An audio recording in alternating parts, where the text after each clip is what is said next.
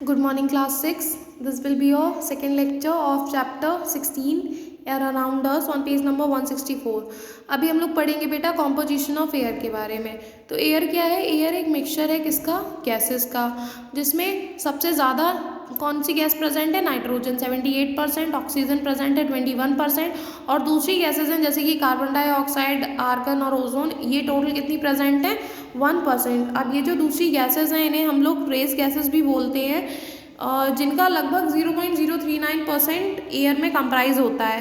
तो ये गैसेज हैं आपकी argon, methane, krypton, iodine, xenon, hydrogen, neon, ozone, ammonia, nitrogen gas, helium, carbon dioxide, carbon monoxide और nitrous oxide.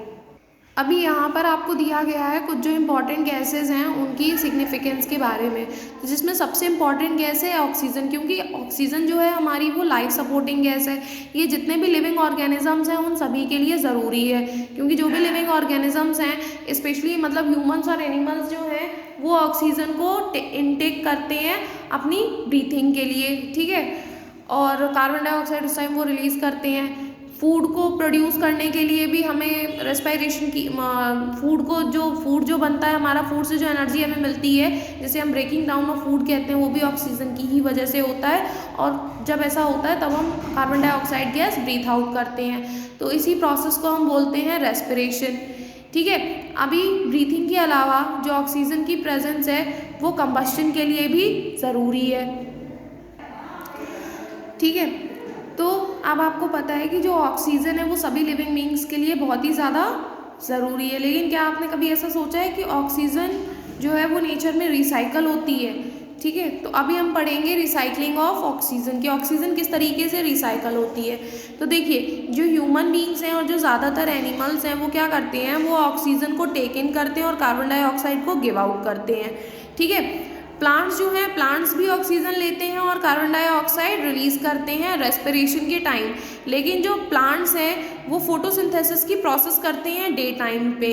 तो इस प्रोसेस में क्या होता है कि वो कार्बन डाइऑक्साइड को टेक इन करते हैं और ऑक्सीजन को रिलीज करते हैं। तो इस तरीके से जो ऑक्सीजन है वो रिसाइकल होती रहती है, मतलब कि अगर हम उसको इनटेक करते हैं, हम कार्बन डाइऑक्साइड रिलीज करते हैं, तो प्लांट जो है वो कार्बन डाइऑक्साइड को इनटेक करते हैं और ऑक्सीजन को रिलीज करते हैं, ठीक है।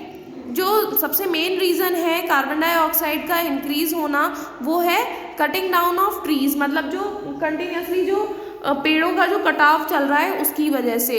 अगर इसे नहीं रोका गया तो ऑक्सीजन और कार्बन डाइऑक्साइड की क्वांटिटी में बहुत ज़्यादा डिफरेंस आ जाएगा, क्योंकि तब ऑक्सीजन तो हम लोग यूज़ करेंगे लेकिन, और हम लोग कार्बन डाइऑक्साइड रिलीज करेंगे, बट तब ऑक्सीजन रिलीज करने वाले नहीं होंगे और कार्बन डाइऑक्साइड को इनटेक करने वाले भी नहीं होंगे। तो कार्बन डाइऑक्साइड का अमाउंट बढ़ता जाएगा और ऑक्सीजन का अमाउंट कम होता जाएगा। इसके बाद है नाइट्रोजन। नाइट्रोजन आपकी जो गैस है वो सभी प्लांट्स और एनिमल्स के लिए रिक्वायर्ड है उनकी ग्रोथ के लिए, ठीक है। वो अलग बात है कि ना ही तो प्लांट्स ना ही तो एनिमल्स नाइट्रोजन को डायरेक्ट एयर से एब्जॉर्ब कर सकते हैं, हम डायरेक्ट एब्जॉर्प्शन नहीं कर सकते हैं नाइट्रोजन का। नाइट्रोजन जो होती है ये क्या होती है, ये सॉइल में फिक्स हो जाती है यूजेबल कंपाउंड्स में, ठीक है। और कुछ नाइट्रोजन फिक्सिंग बैक्टीरिया होते हैं जैसे कि राइजोबियम, ठीक है। ये जो बैक्टीरिया होते हैं ये जो लेज्यूमिनियस प्लांट्स होते हैं जैसे कि पी, बीन्स, पीनट्स और सोया, इनकी रूट्स में प्रेजेंट होते हैं, ठीक है। तो ये जो कंपाउंड्स होते हैं नाइट्रोजन के, ये इन प्लांट्स के थ्रू, इन बैक्टीरिया के थ्रू एक्चुअली प्लांट्स एब्जॉर्ब करते हैं। तो जब जो एनिमल्स जो हैं वो प्लांट्स को ईट करते हैं, प्लांट प्रोडक्ट को ईट करते हैं, तो भाई प्लांट नाइट्रोजन एब्जॉर्ब करेंगे, और जब एनिमल प्लांट और प्लांट प्रोडक्ट को ईट करेंगे तो वो भी फिर नाइट्रोजन को एब्जॉर्ब करते हैं, ठीक है। नाइट्रोजन जो है एयर में वो मैन्युफैक्चर के फर्टिलाइजर में भी यूज़ किया जाता है ताकि प्लांट की जो ग्रोथ है वो अच्छी हो सके। जो सबसे ज़्यादा the large percentage of nitrogen in the air also helps in controlling the process of burning since nitrogen does not support combustion।